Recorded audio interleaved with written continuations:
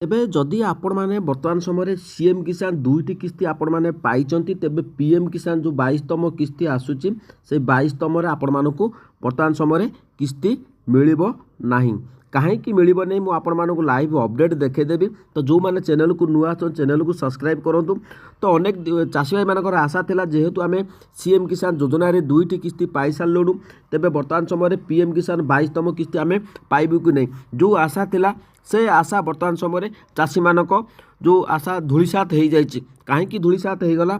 तो एक रकम देखा गले जेहेतु बर्तमान समय पीएम किसान 22तम किस्ती आसवाक जाऊँगी ऑलरेडी पीएफ आपण पेमेंट प्रोसीड हो गला किंतु बर्तमान सीएम किसान योजना चाषी मैंने निराश होती तार मुझे लाइव अपडेट देखे दूसरी। तो आपण मैंने निश्चित भाव में बुझीपारे तो आमको मिलना ना बोलिकी।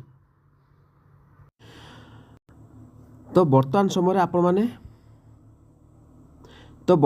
आपण मैंने देखुवे जोटा कि बर्तमान जो यूनियन बजेट थिला पीएम किसान आलोकेशन फाइनान्स ईयर बा केते कोटी टंकार आसीला। तो 2024-25 तो देखो यूनियन बजेट घोषणा होता 60 कोटी टंका कि 60,000 कोटी टंका किंतु बर्तमान रिभाइज होता 2024-25 63,500 कोटी टंका रिभाइज करा किंतु 60,000 कोटी टंका थिला किंतु परवर्ती रिभाइज समय 63,500 कोटी टंका रिभाइज करा 2025-26 आपण देखिपे 63,500 कोटी टंका सेम रही सहित 2026-27 जो एवं जो बजेट उपस्थापन करागला पीएम किसान योजना से सेम रही 63,500 कोटी टंका रही यूनियन बजेट। तेबे आपण देखिपे जदि आम देखा जा 2024-25 वर्ष में 60,000 रिभाइज करा 63,500 कोटी टंका रिभाइज बढ़ी किंतु बर्तमान समय 2025-26 सेम रही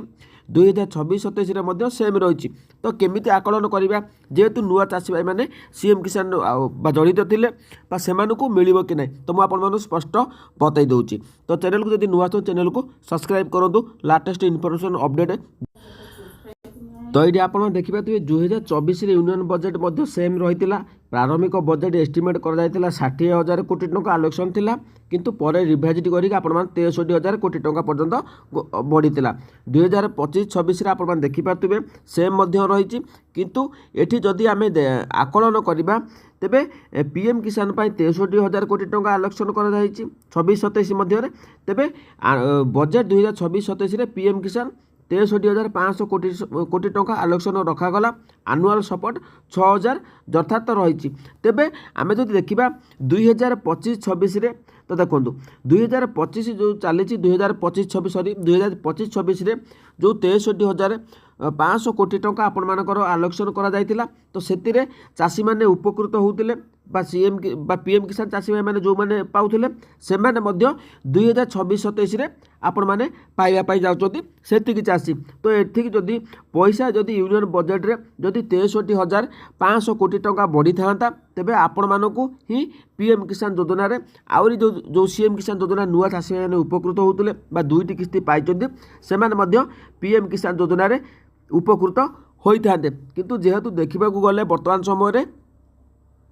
समय से 63,500 कोटी टंका रही 63,500 कोटी टंका जहाँकि आम अनुमान करवा तो निश्चित भाव में आमको जो सीएम किसान योजना जो हिताधिकारी मैंने अच्छा से नुआ हिताधिकारी से पीएम किसान योजना बेनिफिट पाइपर ना ये स्पष्ट आपण मैंने देखिकी बुझीपारे।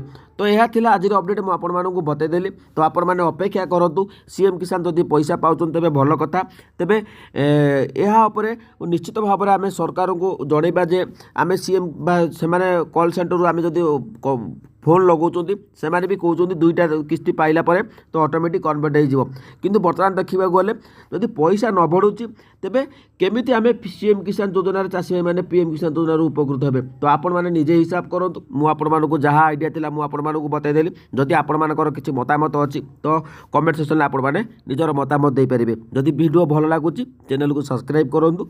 जय जगन्नाथ।